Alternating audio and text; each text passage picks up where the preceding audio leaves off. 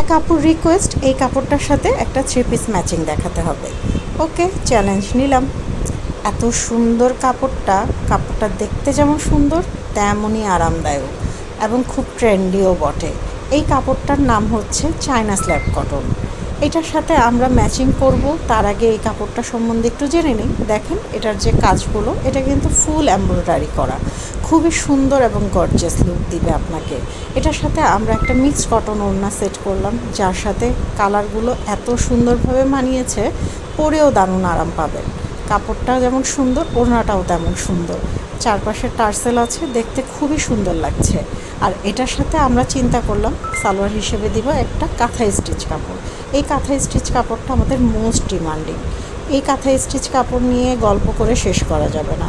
সব মিলে 3 পিসটা কেমন হলো জানাবেন, এবং নতুন নতুন কোনো 3 পিসের কম্বো দেখতে চাইলে আমাদেরকে কমেন্ট করে জানাবেন।